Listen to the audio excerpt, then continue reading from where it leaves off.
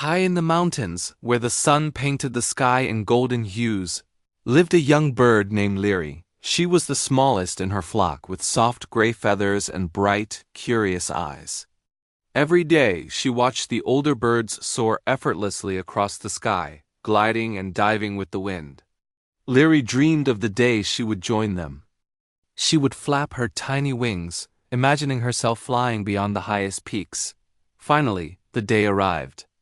One cool morning, the flock gathered on the edge of a tall cliff. The flock leader announced, "Today, our young ones learn to fly." Liri's heart raced. She stepped to the edge and looked down. The drop was dizzying and the wind felt strong. But she told herself, "Every bird flies. I can do this too." One by one, the other young birds leapt into the air. Some were wobbly, some graceful, but all of them managed to stay afloat. Then it was Liri's turn. She spread her wings, closed her eyes, and jumped. For a brief second she felt weightless and free. But then a strong gust of wind struck her from the side, and she lost her balance. Panic shot through her. She flapped harder, but everything felt wrong. Within moments, she spiraled downward and crashed into a cluster of bushes.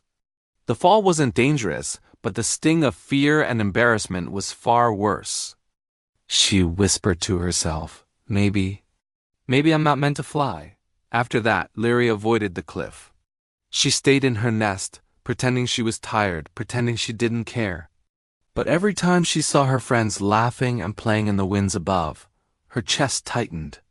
The fall had carved a shadow in her heart. The other young birds tried to encourage her. "Come fly with us," they'd say, but Liri just shook her head. "No, I can't. I'm not like you." She had convinced herself that one failure defined her entire future. One evening, an old sparrow named Mira landed beside her. "You don't fly with the others anymore," she said softly. Liri lowered her head. "I fell. I failed. Maybe flying isn't for me." Mira watched the horizon and said, "Do you know how many times I fell before I learned to fly?" Liri looked up, surprised. "You? But you're one of the best flyers in the flock."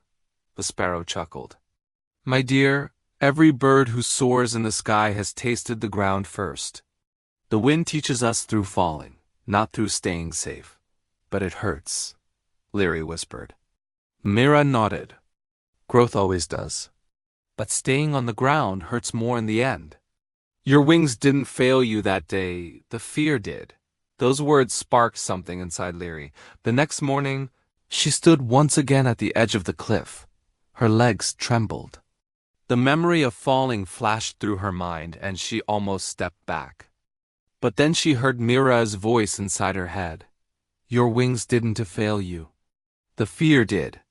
Liri took a deep breath, spread her wings, and jumped. At first, the fear returned. Her heart thumped, and her wings wobbled. But this time she kept moving. Instead of fighting the wind, she leaned into it.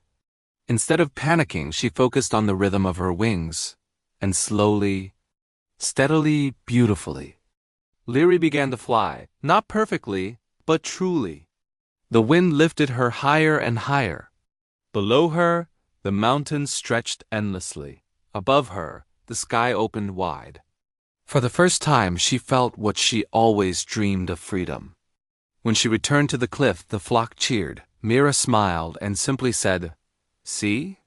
Your wings were waiting for you to trust them." Liri realized something powerful that day. She didn't just learn to fly, she learned to rise after falling. And that was a lesson that would stay with her for life.